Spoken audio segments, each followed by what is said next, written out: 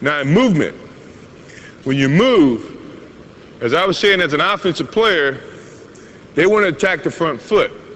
The reason being is, in a correct defensive movement, as you open up to guard the defense, to guard the offensive player going to your right, to his left, you have to pivot. You have to pick up this foot, pivot, drop step, and then slide.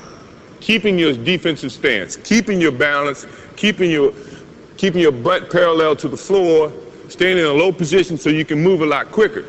Once you come out of your position and stand up, you got to go back down here before you move again. So most defensive coaches try to get you in a nice little balance where your butt is parallel to the floor and you're on the balls of your feet.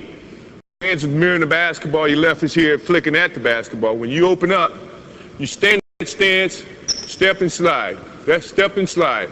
That is the way you try to maintain a certain defensive position against an offensive player. Once you come out of that position, you're in a very vulnerable position because now you got to get back into that position and then react to the offensive player. Now you see why it's a lot of work. And no one likes to do it, but yet, if you're going to be a complete basketball player, you got to be able to play both ends. And in playing both ends, you can't just score, you got to be able to play defense as well. Now, I'm going to bring my offensive player out here. Now, I'm going to look at his stance. I'm going to look at the way he's positioning the ball. You remember, as an offensive player, I always said you have to protect the basketball. So if he's not protecting the basketball, I can flick at the basketball. So you look for that. Now, if he is protecting the basketball, that means he's pretty good, knows his offensive moves. He's trying to really dictate what I'm trying to give him or force him to go. Well, as a defensive player, I'm trying to take away his options. So I'm going to step up, mirror the basketball, limit his options, force him to go one way. That way I can slide a lot easier going this way if I can feel I can influence the offensive player to go this way and keep him going that way, and then I'm more or less guarding the player, guarding the offensive player. If I can do that, my job is done. If I can limit his options. Now, if he's a good offensive player, he wants to maximize his options. He may want to attack this front foot, which in essence now, if he comes this way, I got to drop step, slide, not coming out of my defensive stance because now I'm giving him the advantage because I got to get back in my stance and slow him down and get back in front of him. So, as a defensive player, you got to work hard. You got to work hard to take away his options and limit his options.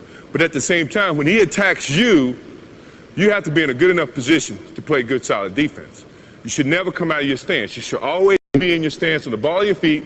Hands are very active, moving, trying to limit his passing, trying to aggravate him as an offensive player, create mistakes. If he can make mistakes, he's not really good, sound offensive player. He's going to give you some options to attack him from.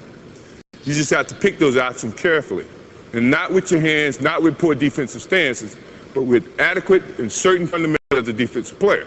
So if I'm playing him, and I'm moving, I'm stepping and sliding, I'm sliding, using my body, using my slide, standing in front of him, trying to contend his offensive capabilities. And then when he starts going different directions, I'm still stepping and sliding. Still stepping and sliding. I'm always balanced. I'm always on the ball on my feet. All right? Takes a lot of work. No one says it's going to be easy, but to be a complete basketball player, you got to be able to play defense as well.